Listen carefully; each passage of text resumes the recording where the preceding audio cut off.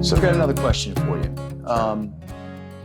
There's somebody that's listening to the two of us talking right now that may be right at the threshold of becoming aware of this happening in their lives. Right. You know, what advice do you give to the folks who are just kind of coming into this? My story was I saw the warning signs and ignored them. So I was in denial. So don't be in denial. When there's smoke, there's fire. And that shouldn't scare people. What that should say is there is help out there. There's a lot of help. For us, we got involved with a group called Families Anonymous, which is full of just fantastic people and fantastic resources. And you're not alone. That's the thing. You feel like you're alone. This disease is perfect for isolating people because you feel shame, you feel alone, you feel pain, you feel denial. Denial is probably, quite frankly, denial is about the worst because if you just push it on the rug and say they'll grow out of it and it's nothing to worry about, it gets worse. And then also, does denial give them cover?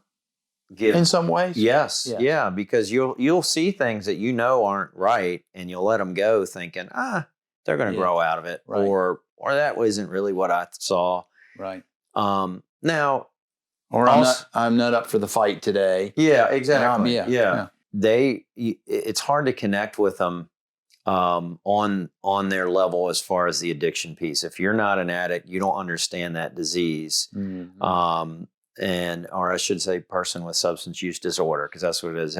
So it becomes a conversation of I can't help you with this, but I know there are people out there that can, and which is true. There's a huge recovery community.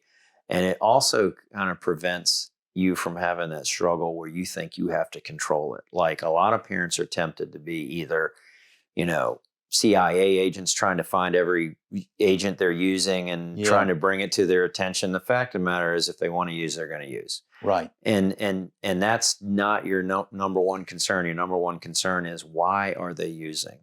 What is that hole in them that they are filling with a drug or a substance, so an alcohol. So if you can help them get to that place, that's going to solve the problem. And it's not going to be quick. It's going to be a lifetime situation. And that I think that intimidates a lot of people. It did me. Like I didn't want it to be a lifetime situation. I wanted to send them off to a program, get it fixed, and you move on with your life. Right. Well, then you recognize, well, it's not that simple. But they can have a fruitful, wonderful life. Just adhering to some of these guidelines. So you just said something about sending someone to a program. How do people find out about the program?